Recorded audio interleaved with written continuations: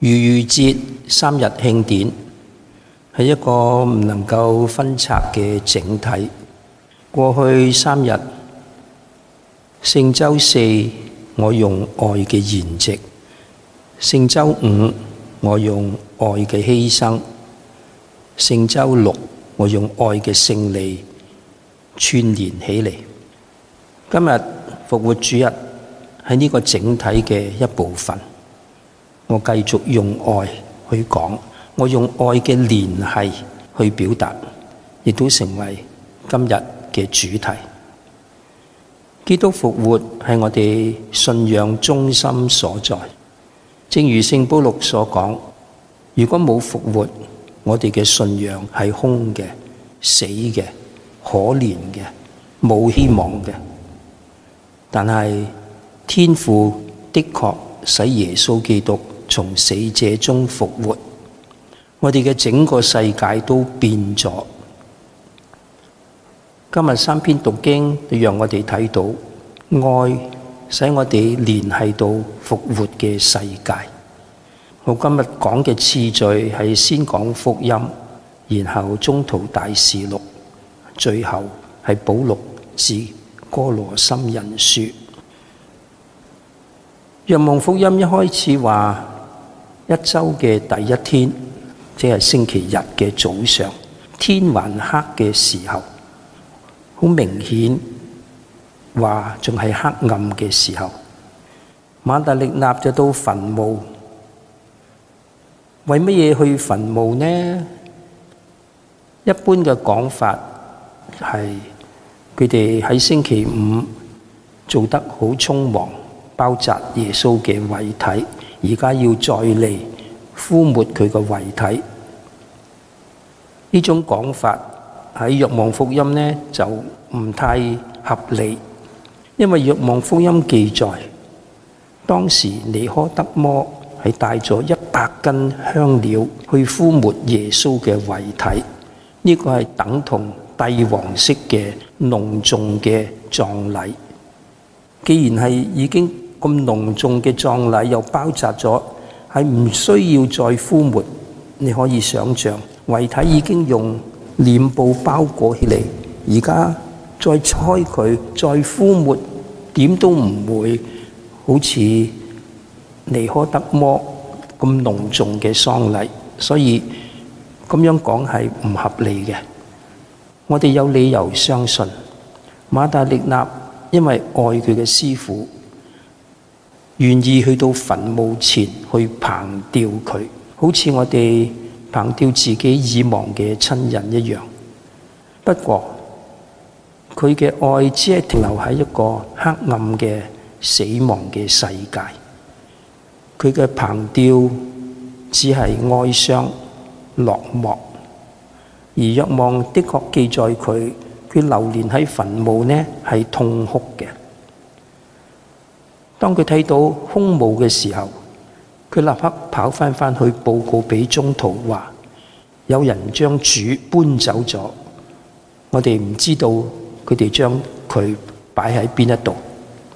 佢毫無心理準備，話耶穌已經復活。佢嘅愛只係聯繫到一個死亡嘅世界。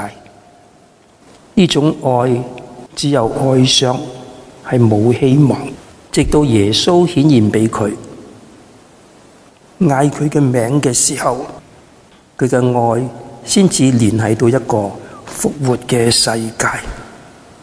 所以佢興奮得抱住耶穌嘅腳，大聲嗌勒布尼，意即師傅。佢哀傷嘅世界變成喜樂嘅復活嘅世界。伯多祿同耶穌所愛嘅門徒一齊跑去墳墓。若望記載話，嗰個門徒跑得快，大概暗示佢接觸領悟復活嘅世界比較快。伯多祿只係注意到殮布同汗巾，呢啲嘢全部都係同死亡有關嘅嘢。大概佢同馬達力納一樣，喺度想邊個拎走耶穌基督嘅遺體？點解攞遺體又將臉布同汗巾擺喺一度？耶穌所愛嘅門徒又唔同，佢一入去一看見就相信了。其實佢睇到嘅嘢同馬達肋納同伯多祿一樣，不過愛使到佢連係記得耶穌所講嘅話，就係若望福音所講聖經嘅話。耶穌所講嘅話就係聖經嘅話，愛使到佢想起耶穌講過嘅說話。所以耶穌既然已經講過佢會復活，所以佢就相信主復活嘅話應驗咗。雖然佢還未見到復活嘅基督，就已經相信佢復活咗。佢離開嘅時候，大概嘅心情係愉快喜樂嘅，因為佢已經進入一個復活嘅世界。呢個係若望福音裏邊唯一一位不見而信嘅人，還未見到復活嘅基督，就相信基督已經復活咗。宗徒大事錄係記載伯多祿去咗一個外邦人科爾乃略嘅屋企嘅宣講，佢講出佢自己點樣進入復活嘅世界。耶穌在生嘅時候，生活喺一個有生命嘅世界裏邊，因為聖神同佢喺一齊。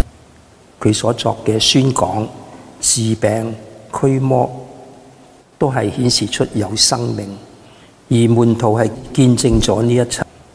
但係仇恨佢嘅人將佢釘死喺十字架上。死亡嘅世界唔能夠束縛佢，因為天父使佢從死者中復活。佢顯現俾佢揀選嘅人，而伯多祿就係其中一個被揀選作基督復活嘅見證人。佢被揀選作見證，佢知道係天主嘅恩賜，係天主愛佢嘅證明。佢因此甘願為呢個愛嘅選擇去勞苦，因為佢自己已經進入咗呢個復活嘅世界。保祿致哥羅森人書，保祿自己亦都因為基督愛佢，選擇佢作復活嘅見證人。佢冇見到聽到耶穌在生時候嘅宣講、治病、驅魔呢啲工程，但耶穌特別愛佢，直接顯現俾佢，使佢直接進入一個復活嘅世界。佢深深感受到耶穌係愛佢先至係咁，所以佢成日都會講，他愛了我，並為我犧牲自己。因為佢進入復活嘅世界，佢唔留戀地上嘅事，佢自己能夠思念天上嘅事，亦都勸勉哥羅森嘅教友，因為藉住洗禮進入咗復活嘅世界之後，亦都唔好太留戀地上嘅事，而應該思念天上嘅事。的確，進入咗復活嘅世界，你整個人嘅生活都唔同咗。咁讓我哋反省，愛聯繫到復活嘅世界。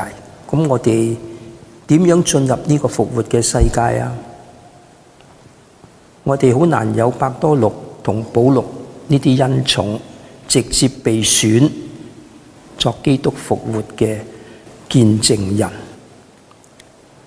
但係我哋能唔能夠好似若望一樣，因為愛想起耶穌所講嘅一切，亦都見到